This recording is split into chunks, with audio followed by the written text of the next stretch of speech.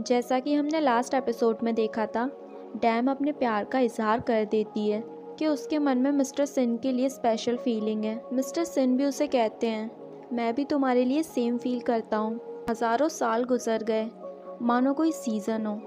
मेरे लिए ये रिलेशनशिप एक्सप्लेन करना वाकई में काफ़ी डिफ़िकल्ट है। मिस्टर सिन कहते हैं, you are like a family to me. और जैसे ही डैम ये सुनती है, उसका रिएक्शन एकदम से चेंज हो जाता है। वो कहते हैं, शायद ही मुझे याद है कि मेरी कभी कोई फैमिली हुआ करती थी, मोर लाइक अ नीज। और फिर क्या, डैम ये सुन के आग बबूला हो जाती है और नेक्स्ट डे से वो जो नाटक स्टार्ट करती है वो तो ख़त्म ही नहीं होता। वो मिस्टर सिन को अंकल बुलाना स्टार्ट कर देती है। वो कहती है, कल ही तो आपने मुझे कहा था मैं आपकी नीज की तरह हूँ, तो फिर तो मुझे आपको अंकल ही बुलाना पड़ेगा। मिस्टर सिन घबरा जाते हैं और कहते हैं, क्या मैंने कुछ गलत कर दिया फिर से।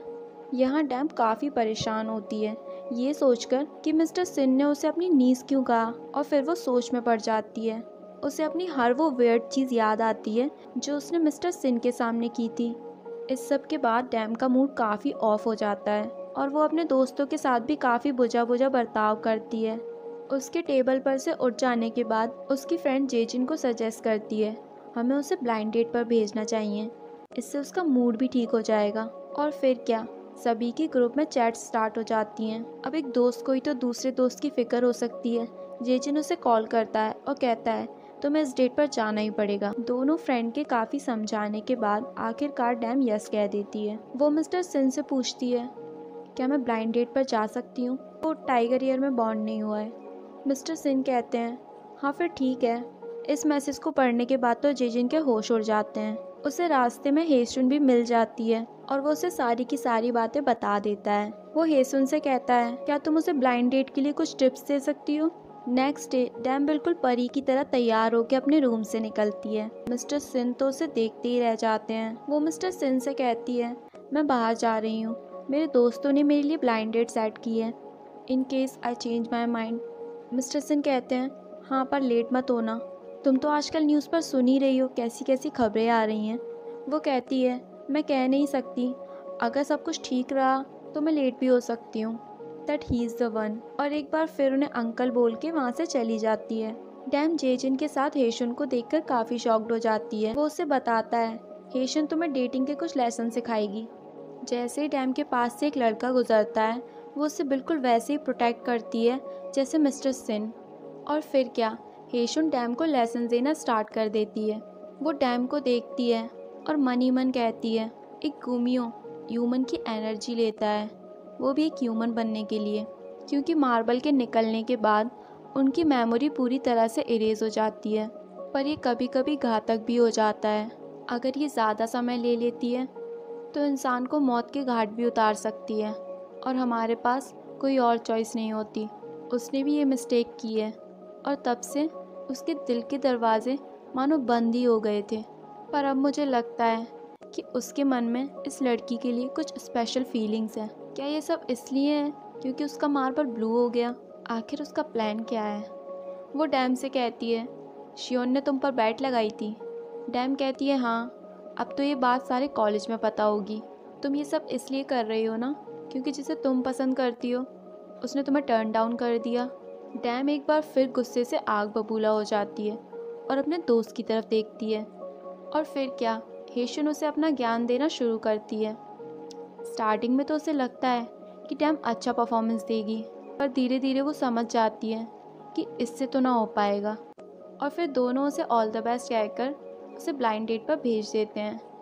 डैम जैसे तैसे कंफर्टेबल होने की कोशिश कर ही रही थी कि पीछे से वो लड़का आ जाता है। दोनों एक दूसरे को इंट्रोड्यूस करते हैं, तुम जेजिन के क्लोज फ्रेंड होंगे है ना? वो कहता है, नहीं, हम तो सिर्फ एक बार मिले थे। बेचारी डैम, उसका तो आज दिन ही खराब है।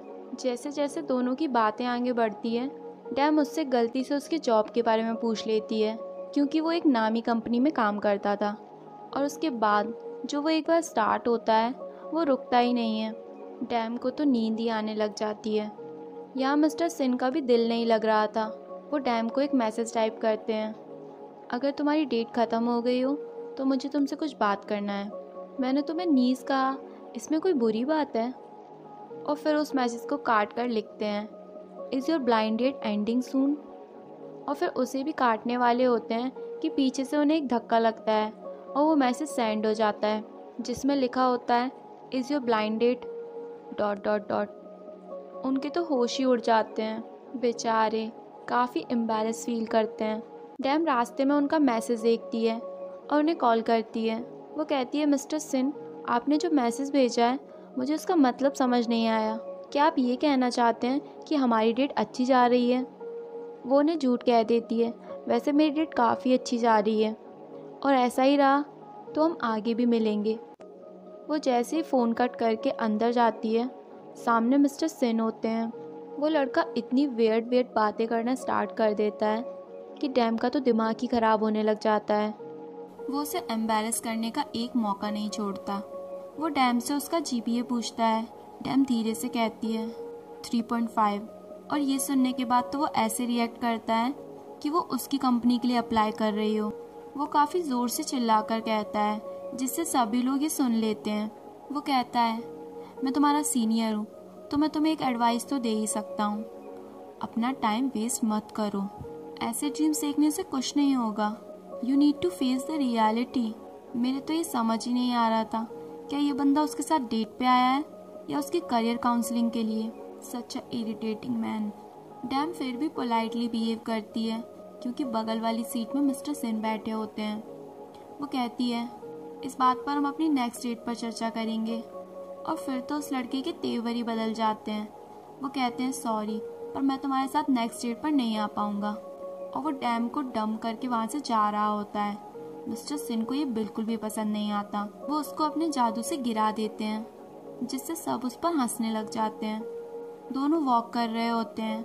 मिस्टर सिन कहते हैं, तुम ऑफेंडेड क्यों हो गई थी जब मैंने तुम्हें अपनी नीस कहा? मैं जितना भी ह्यूमंस को समझ पाया हूँ मुझे यही वर्ड प्रॉपर लगा। शायद ये प्रॉपर ना हो पर मेरे कहने का ये मतलब था, आई मेंट यू आर स्पेशल। अपनी 1000 ईयर की लाइफ में मैंने आज तक किसी को भी अपनी फैमिली नहीं कहा। इसे कहने में काफ़ी हिम्मत जुटाई है मैंने, ये सब कहने के लिए कि मैं तुम्हारे लिए क्या फील करता हूँ। क्या तुम समझ पा रही हो मैं तुम्हें क्या कहना चाहता हूँ? डैम के अंदर की फीलिंग तो कह रही होती है, अगर आप इसी तरह मेरे साथ अच्छे बने रहे तो मेरा इस सब से बाहर आना तो नामुमकिन है। मिस्टर सिन उसका हाथ पकड़ते हैं और उसको उसके फेवरेट म्यूजियम में ले आते हैं जहाँ डैम को बहुत मज़ा आता है। वो मिस्टर सिन को ये भी बताती है कि उसका रुझाव हिस्ट्री की तरफ कैसे आया। दोनों काफ़ी अच्छा टाइम स्पेंड करते हैं। मिस्टर सिन उससे कहते हैं, पता है तुम्हें सबसे पहले स्माइल करते हुए मैंने कहाँ देखा था? उस बेसमेंट में। इतनी लॉन्ग लाइफ जीने के बाद मैंने एक चीज़ ज़रूर सीखी है, जब आप किसी चीज़ को बहुत ज़्यादा पसंद करते हो तुम ना चाहते हुए भी उसी डायरेक्शन में आगे बढ़ते जाते हो। तो मुझे पूरा भरोसा है कि तुम्हारे सपने भी पूरे होंगे। और वो लड़का क्या कह रहा था कि उसे ज़्यादा एक्सपीरियंस है, मैंने उससे ज़्यादा लंबी लाइफ जी है, उससे तो ज़्यादा ही पता होगा मुझे। दोनों बात ही कर रहे होते हैं कि तभी गार्ड वहाँ आ जाता है।